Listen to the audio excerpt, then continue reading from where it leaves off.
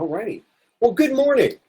I'm Dr. Alan Kadish, a physician working at both the Center of Health and at Pure Living. My talk will give you a much better educated view on how to minimize your toxic home exposures and make major changes in your long-term health equation, starting with your bedroom. We're going to explore how your bedroom may be at the center of keeping you and your loved ones healthy. My background includes treating ASD patients for multiple decades, along with knowledge of residential construction and toxicology.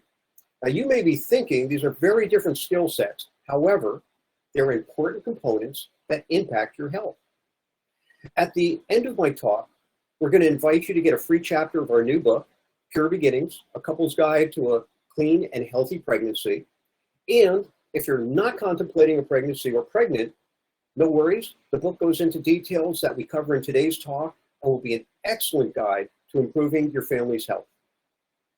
And for those who sign up at Pure Living for a free membership, we'll be giving you access to our new program that lets you explore your home virtually for toxins. At the end of my talk, if time permits, we'll take questions. They'll be placed in the chat. All right. Our conversation is going to start in your bedroom. And how about making a few changes that will pay health benefits daily? Why the bedroom? Well, think about the amount of time you spend there. For most of us, that would be 7 to 9 hours on average. If you're an infant or child, it's even more hours, and the effect is magnified because of their high metabolic rate. I want you to consider if you or your family members are having a health issue that doesn't seem to resolve, your bedroom may be the cause and the difference between good health or a continuing health disorder. This is one of those key areas of your home where you can all have an impact and make positive change. Let's start at the top of your bed. First, consider where you've placed your head, typically on a pillow, covered with a pillowcase. Ever think about the fact that your head's warm and you're breathing along with sweating as part of the microenvironment when sleeping? Why is this important? When you sweat, the combination of moisture and heat are great for making bacteria and viruses grow. Let's stop for a moment and let me ask, how often do you clean your pillow? Seriously. Been more than a week? Of course, your pillow construction will make a huge difference. In fact, let me expand the question. Do you know what's in your pillow? If it's made with common, typical petrochemical foam, it means you're breathing in nasty chemicals every day. Think benzene to toluene and formaldehyde and more. And one of the worst foams is, you guessed it, memory foam. If you're wanting to change from being exposed to a petrochemical soup, consider natural foams. They're also referred to as latex. There are two types, Dunlap and Talalay, or go with feathers or perhaps cotton, buckwheat, wool, or even bamboo. We aren't done with pillows, as the pillowcase is even closer to your nose and mouth. Is the cover cotton? Sounds like a great choice. However, only if it's organic. Why? The most pesticided fabric on the planet is, you guessed it, cotton. For those unfamiliar with bamboo, it's soft, doesn't require pesticides to grow, as it's a weed, making it sustainable and a great choice, with one caveat. It needs to be minimally treated to be a good option. Speaking of keeping your pillow clean, if you're using a feather pillow, have you placed it in a dryer recently to kill the bugs? High heat for 5 to 10 minutes periodically should help. If your pillow is made from another substance, the cleaning instructions should be on the label. For cleaning the pillowcase, remember to use a cleaner that's fragrance-free, as most of the fragrances are composed of phthalates, a group of chemicals that cause endocrine disruption. All right, next steps are to evaluate your mattress. My first question, is your mattress comfortable? Seriously. Let's get right down to the details. Is your mattress made with coils, foam, or some combination? Or perhaps you're on an air or water bed. Did you know that most of those are constructed with PVC, polyvinyl chloride, another petrochemical we should avoid? Mattresses can be made from a number of different materials, from natural origins or from petrochemicals, and they've been treated with a host of products, such as mold inhibitors, fireproofing agents, or stain-resistant treatments, as some common examples. When you purchase a mattress, there should be a full disclosure of the construction. Manufacturers and any warnings or cautions should be present. You'll also potentially find a label attached called a TB117. As a note, there is no federal regulation. However, many of the major manufacturers do let you know if the mattress is or is not fireproof on the label. So take the time and check. Sheets are far more than the thread count. Your skin's porous, and you absorb from everything that it contacts. Remember earlier I said conventional cotton was the most pesticided of all fabrics? So, what you should consider as an alternative? Well, once again, we're going to think cotton in the organic form, and it's got to be organic, linens, hemps, bamboos, or natural silk. But if you're considering silk or bamboo, check the labels for certifications and/or treatments. Both of these fabrics can be made using harsh chemicals that are environmentally unsafe. So, check the label. Know the manufacturer.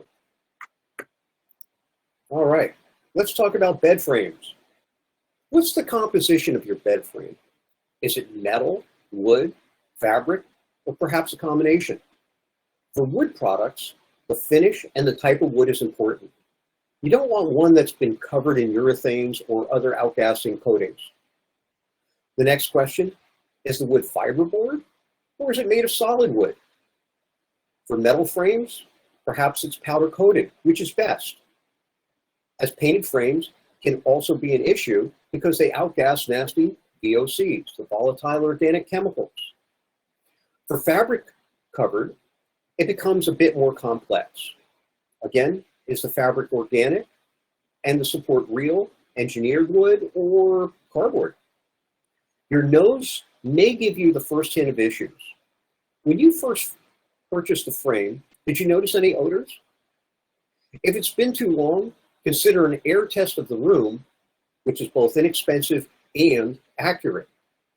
Not unlike your bed frame, we want to know the same information when it comes to your headboard and footboard. What's the composition? Especially if it's made from fabric. Something to consider when you look at the fabric-based product, even if it's organic, it may not be easily cleanable. We want to be able to minimize the accumulation of dust, as it's one of the ways we inhale a host of chemicals. All right, box springs. Let's consider the composition of your box springs if you have one. Similar to your mattress, you'll be considering some of the same issues. Should we be concerned with fire retardants, formaldehyde, or other VOCs coming from the glues, adhesives used? Absolutely. If it's fabric covered, which most are, is it organic and certified? A number of manufacturers now make chemically safe box springs, so give that some consideration when you're out purchasing. Speaking of labels, I'm curious. Have you ever read your mattress or sheet tag? The tags typically will tell you the composition, origin, and how to clean the item. They also can contain some really critical information, such as fireproofing agents and chemicals, such as stain-resistant treatments. The various fireproofing treatments contain what is now known as forever chemicals. You may see an abbreviation called PFOAs. The moniker fits because they essentially don't break down and they stay in your body. Why should you care? The chemicals are also known as endocrine disruptors. You'll hear this frequently in our conversation, as they can be pervasive in the areas of impact to our hormones. The importance is based on how your hormones are going to be affected, and for the most part, not in a good way. From a health perspective, think in terms of your male and female hormones, your thyroid, your adrenal glands, and their interaction daily. Pillow tags. Well, Let me draw your attention to the tags on the right versus the tags on the left. You'll notice a difference. The one on the left is made with organic materials and is certified as such. The one on the right is not, and if you look closely, it's made of feathers, not necessarily, by the way, a poor choice. So, speaking of certifications, there's no lack of groups out there certifying. Have you seen any of these on your mattress or attached to your pillow or sheets? The typical mattress store will have the second one, CertiPure, prominently displayed. We don't like to think that we can trust certifying agencies. However, there are significant differences. Let's cut to the chase and take a deep dive into which certifications are worth considering and which are nothing less than advertising fluff. So, certifications are a dime a dozen these days, especially in the bedding industry. Some are subsidized by the industry, and others are extremely good and should be considered absolutely. How do you know as a consumer without deep diving on each and every site? Well, let's talk about it. Let's go over some of the better certifications to start our journey. If you see the GOTS symbol, you're in great shape. These folks do the job. They inspect and hold a high standard. And you're also going to see in the big box stores, there's going to be a number of other certifications. Now, many of them will have wording that meets certain standards. They're close to, but not 100%. So let's continue our conversation and get the rest of the story. One other complication. When you do see Ecotex or CertiPure, you're also going to notice that they have different levels of certification. They generally refer to them as the gold, the silver, the bronze, or otherwise. It makes a difference. They're not the same animal. Let's make your life a whole lot simpler. If you see the global organic, i.e. the GOTS, or you see the golds, which is for the latex, you're ensured that it's organic, it's eco-friendly, and it's ethically produced. Remember, we're talking about the various levels of some certification, so let's talk about them briefly, because when you go to a major store, a big box store, you're not necessarily going to see this level of certification. And that's important.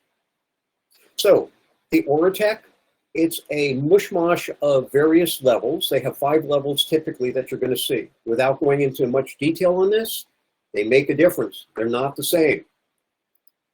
On the same point, when you go to the CertiPure, Green Guard, let's start there.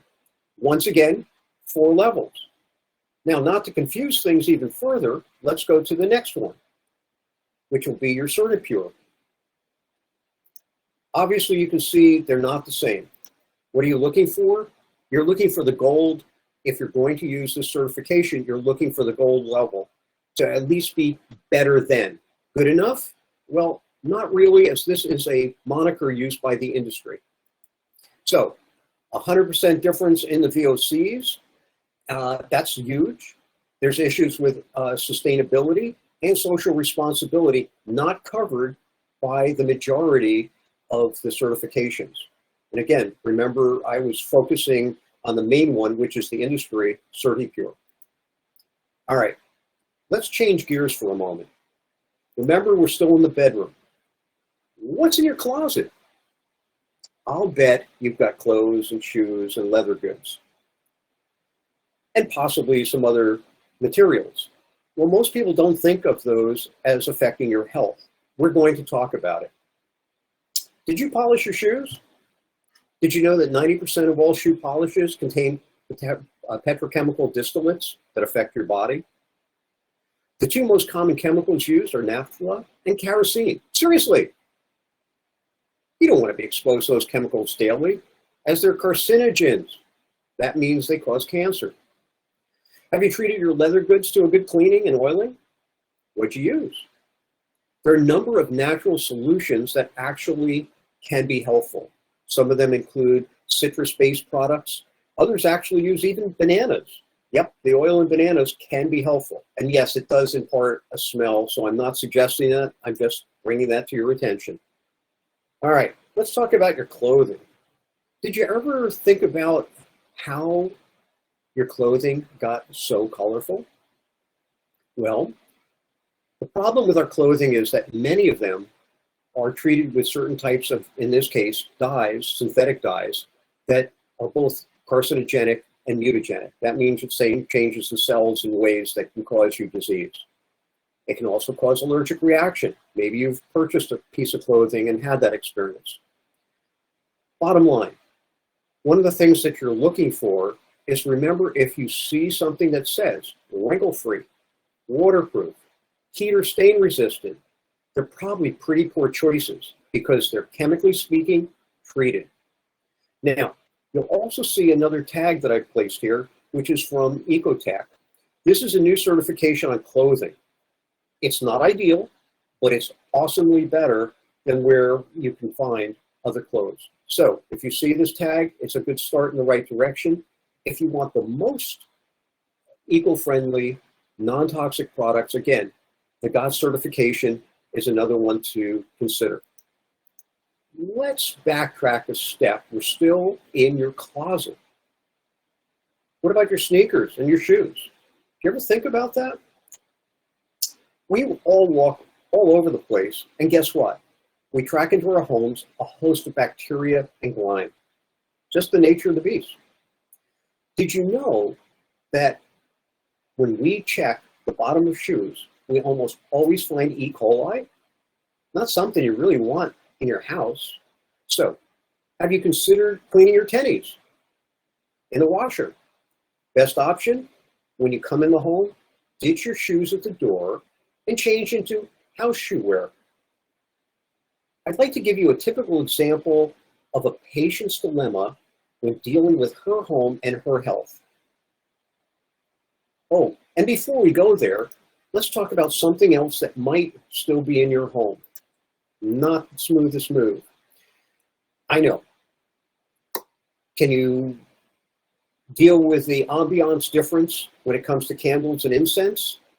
Remember, when you burn any product, you're producing carbon monoxide, particulates, and depending on the specificities of the products, there can be a host of other issues. Now think about this. Why would you want to add air pollution to your bedroom? I know you're saying, I'll open the window. It's far more complicated than just fresh air. Let me give you an example. Did you know that until recently, but not exclusively, candle wicks are made with lead? Why? It helps them to remain upright, especially if it's an imported candle. So next time you buy candles, the question would be, what type of wick material is there, but you're still burning a material in your home? Now, many of you know that homes can have a higher level of pollution than outside. Why? Because when we went to energy efficient homes, we made sure that the airflow and the air turnover for fresh air was reduced. So depending on when your home was built and the HVAC system, the heating and cooling system, you may be actually inhaling on an ongoing basis more pollution than outside.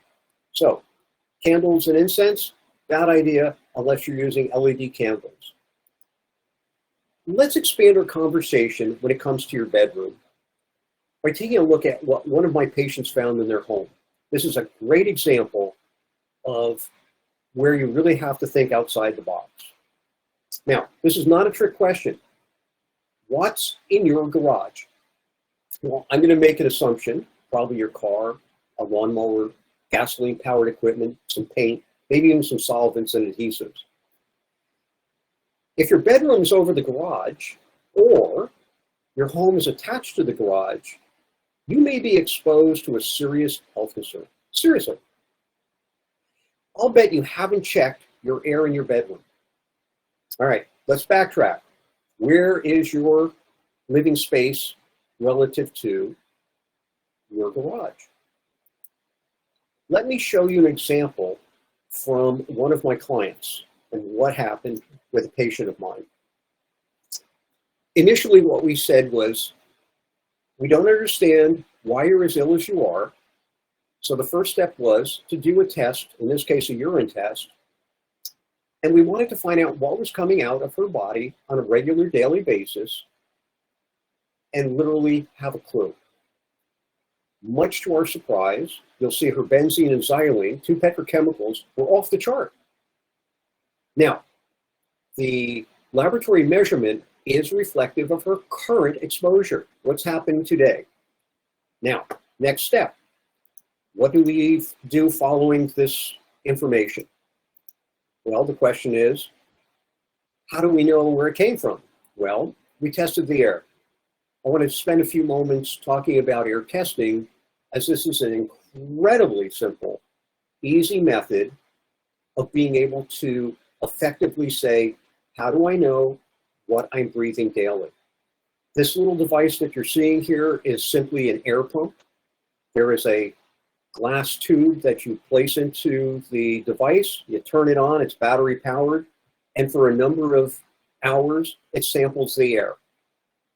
It's an easy, simple, excellent way to know the contents of your air in terms of VOCs, the volatile organic chemicals, and the mold. So you now have two excellent pieces of information. In addition to that, when you get the chemistry information, you know where it potentially had come from. By the way, this is an EPA certified laboratory, and it doesn't take more than approximately 1 week between the time that you order and the time you get your information back. Let's take a look at what was found.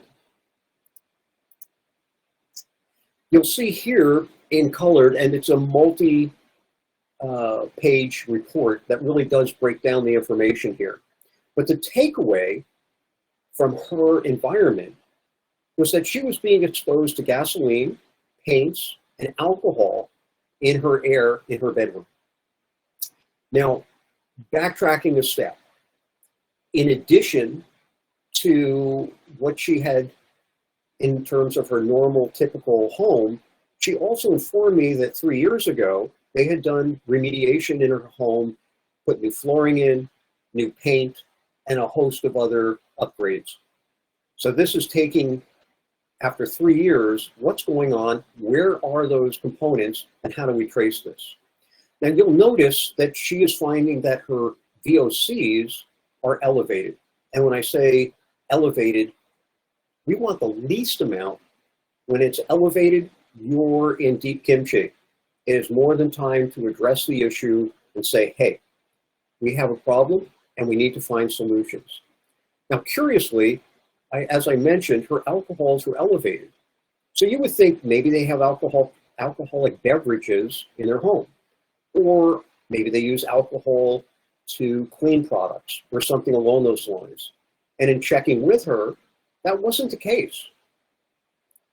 Now, the other area where you'll find some of these materials that are noted on her report are in cleaning products and personal care products.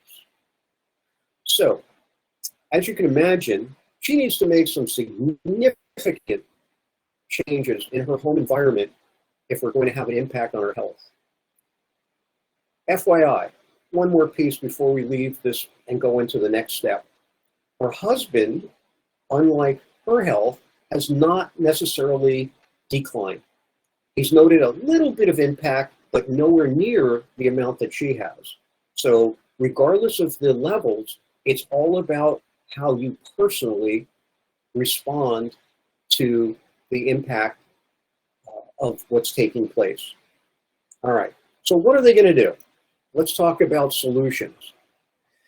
For this patient, there's only a few ways to approach this. We've got to reduce her exposure. That's obviously the key.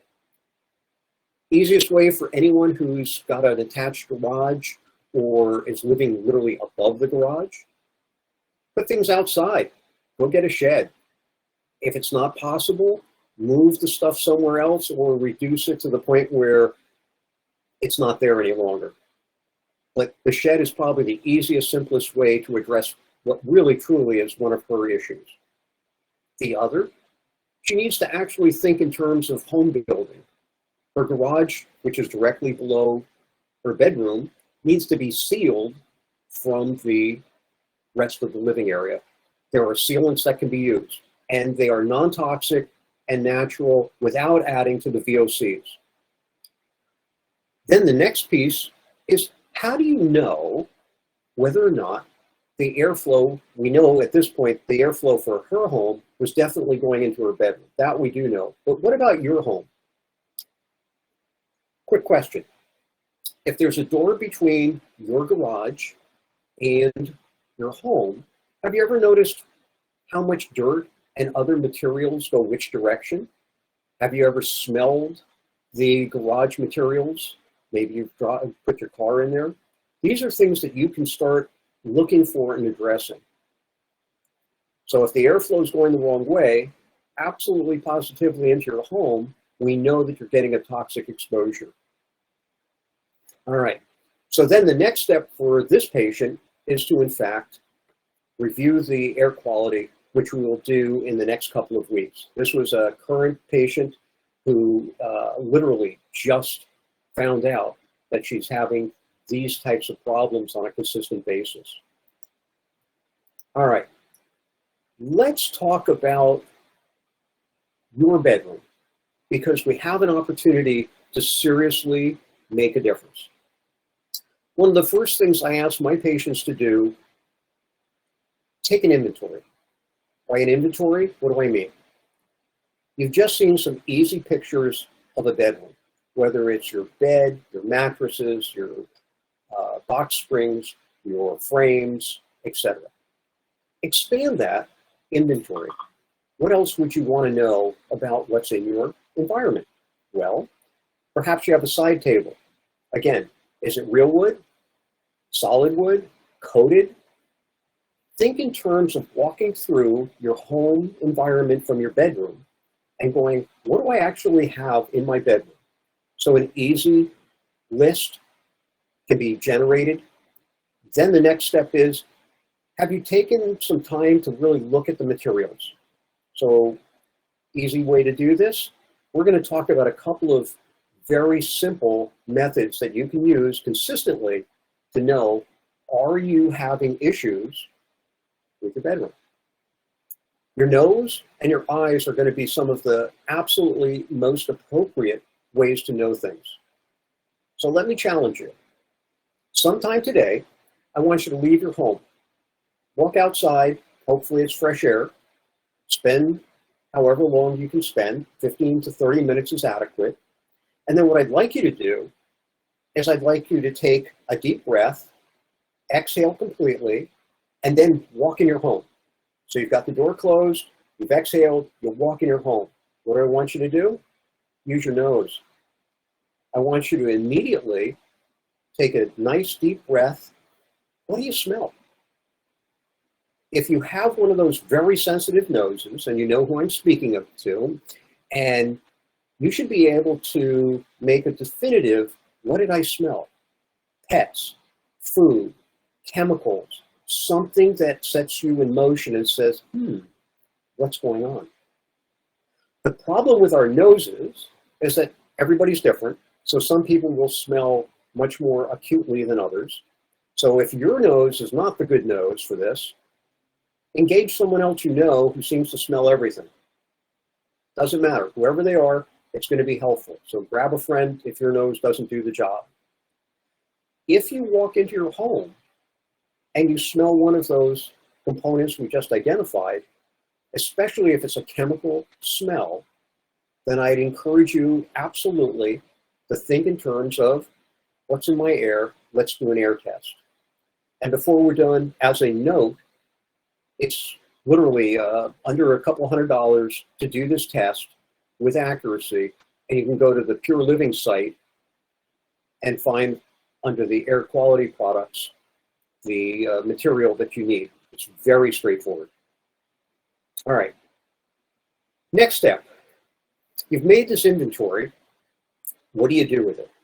Well, I think one of the most important pieces to address once you've made an inventory is to think through, how long have you had the product? as an outcast? Do you notice that there's still odors in your bedroom? I mean, the best way to actually do this, which is really difficult, is to run into your bedroom, take a breath, and smell. But you'd be surprised. By the time you walk into your home, your nose is acclimating almost immediately. So think about it. Now, the inventory.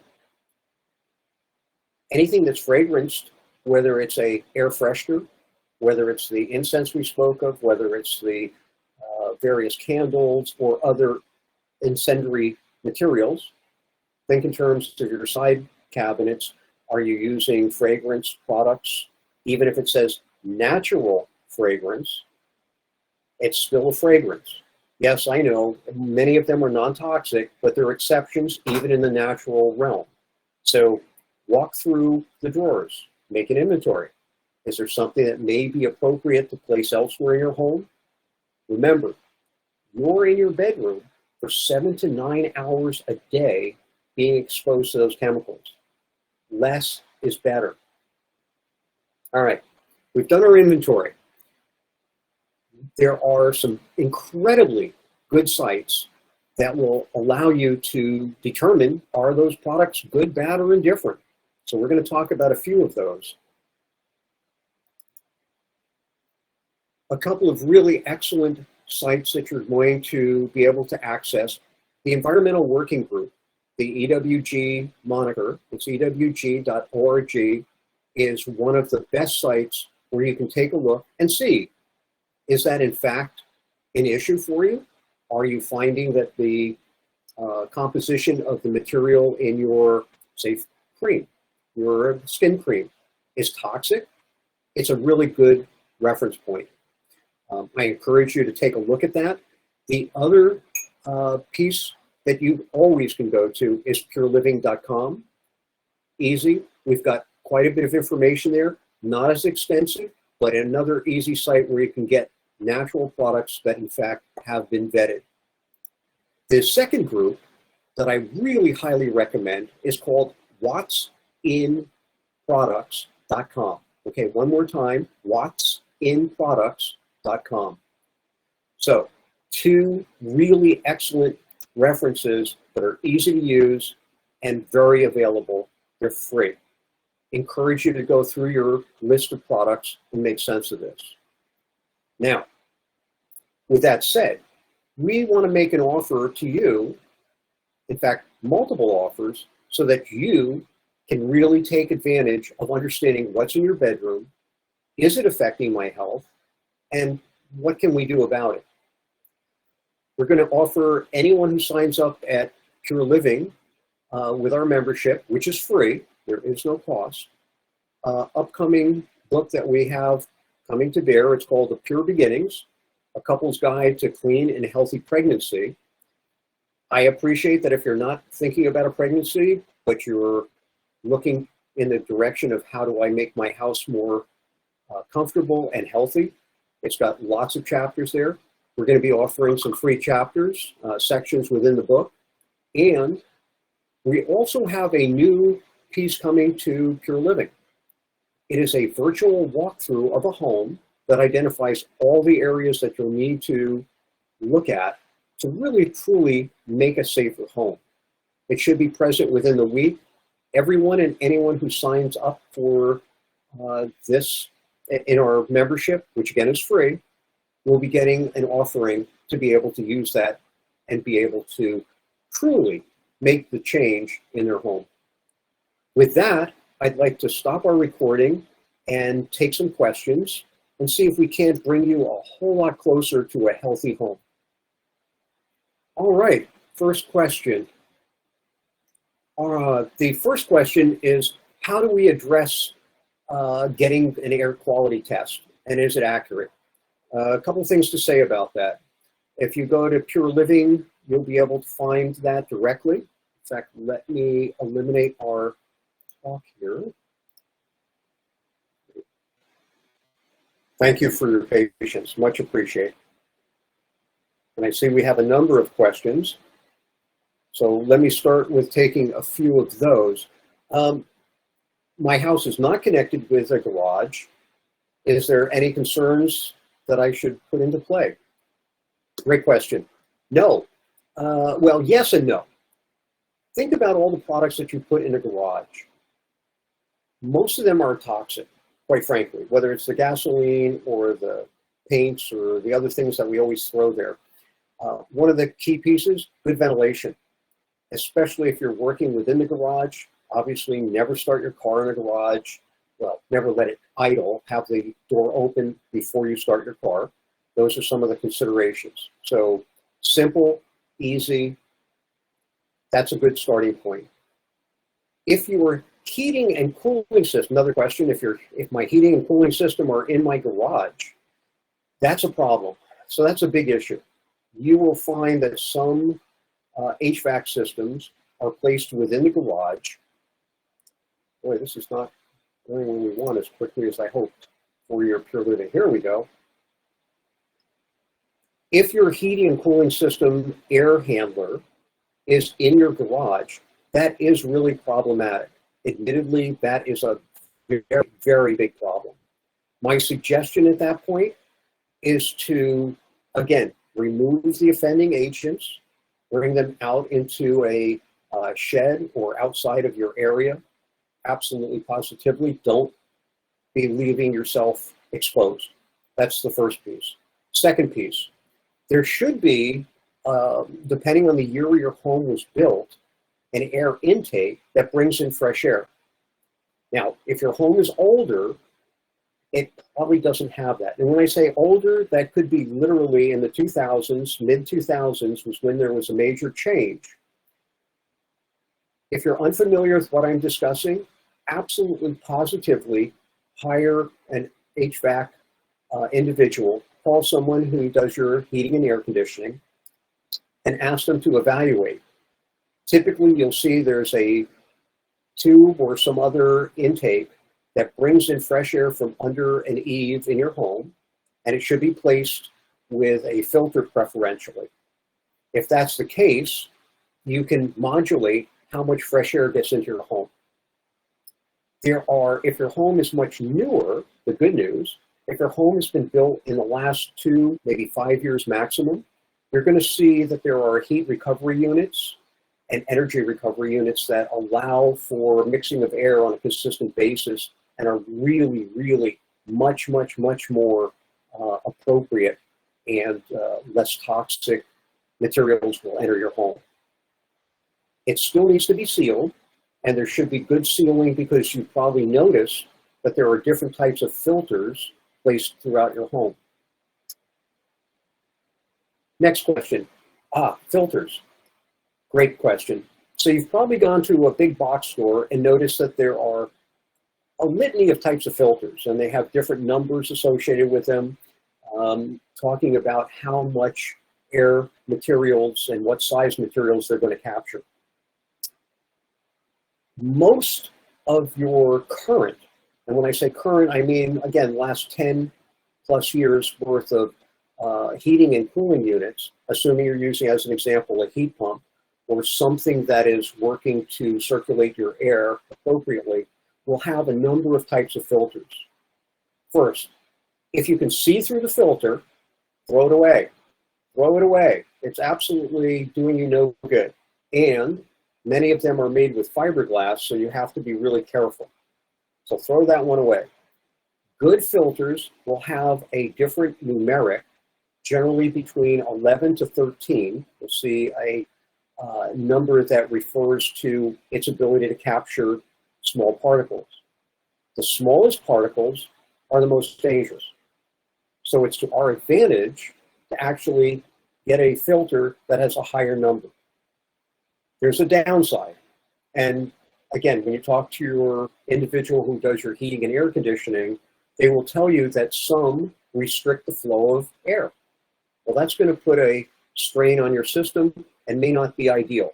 However, one of the things that you can always ask your heating and cooling folks, could you put a larger filter in?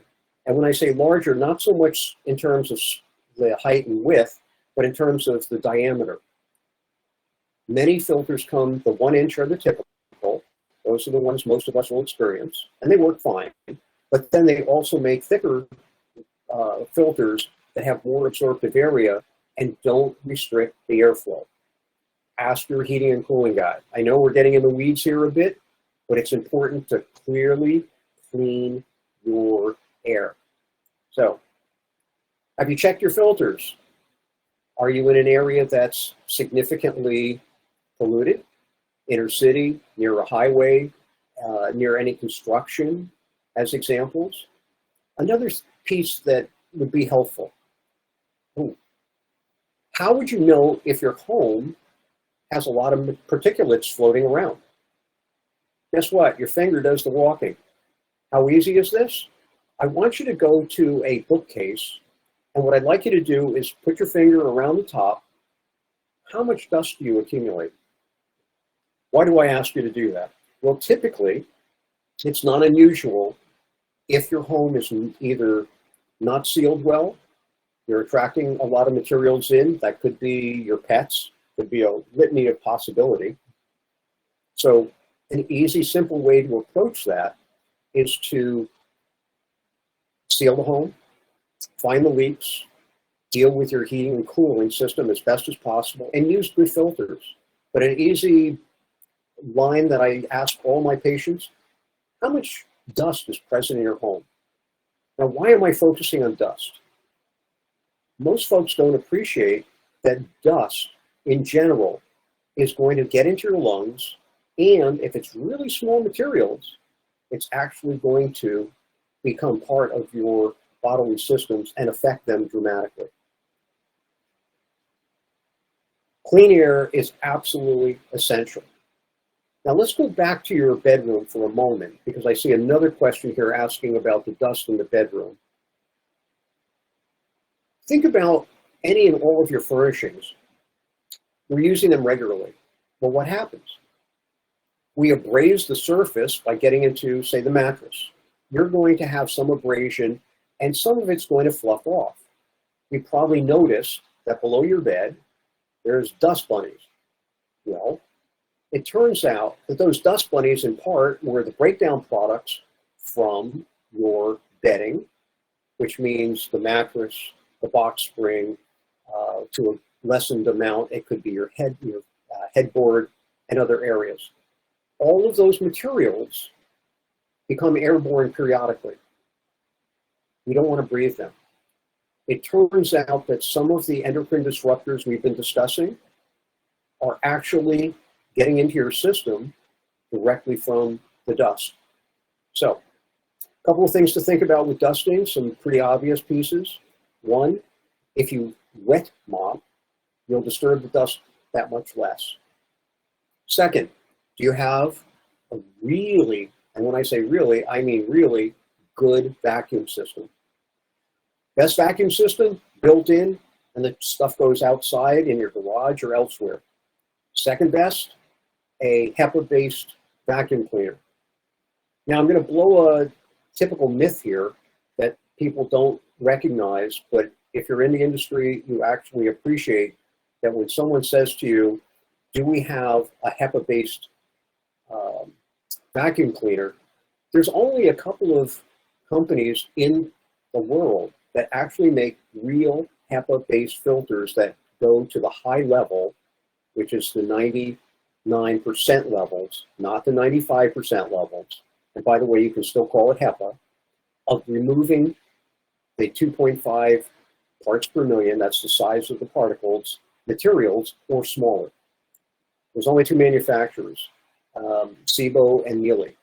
Now, others claim that they catch all the material, but it turns out that when you look at the consumer reports and elsewhere, you're going to see that I'm not the only one looking at this going, hey, there's more to the story. Buying a good vacuum cleaner or having a built-in vacuum cleaner absolutely works. Now, for those of you who are saying, oh my gosh, they're expensive, I got it. If you want the home blue option and you have a window that opens, guess what? Put a shop vac outside, use a hose. You just eliminated recirculating the small materials from your home. Now, remember I said to you, you have some easy ways to test your air. Your nose. When you run your vacuum cleaner, does it smell dusty afterwards? If it does, then you're not really removing all the dust. I know that sounds almost too obvious, but realistically, one of the things I want you to think about is your vacuum cleaner your ally or your enemy? Give it some thought. FYI, you can purchase better bags for your vacuum cleaner if it's a bag vacuum cleaner, which I encourage. You can buy better quality bags. It will take you some shopping depending on the model and the make of your vacuum cleaner. All right, in our last few minutes, I see a whole litany of questions here. Thank you, much appreciate. If we can be of service, please don't hesitate. There are 2 organizations that I'm associated with. Pure Living is an excellent resource. And again, for anyone who's on our talk today, if you'll go to the second page, join us for free. We would love to have you as part of our membership. There is absolutely no charge. And we will be bringing an amazing tool to the website within the next 2 weeks, which literally allows you to walk around your bedroom, your living room, your kitchen, your dining room, your nursery, and take a look. What should I be considering in my survey? Which products may be questionable? And also, most importantly, what to do. How to change the parameters so that you are really in charge and able to effectively make changes to your health. Our new book, again, we'll have chapters available for everyone on this call. For the first chapter, which will guide you dramatically, I encourage you to take a look. I think you're going to be very pleased to see that there's opportunities to truly, truly have an impact on your health, decrease the possibility of having disorders when it comes to fertility, and most importantly, enjoying a healthy, long life that truly is fun to live. With that in mind, we look forward to your becoming our member and giving you some more resources to really have an impact on your health. It's been a pleasure. You can contact me as well at centerofhealth.com, and I'll look forward to being of service. Thank you for listening.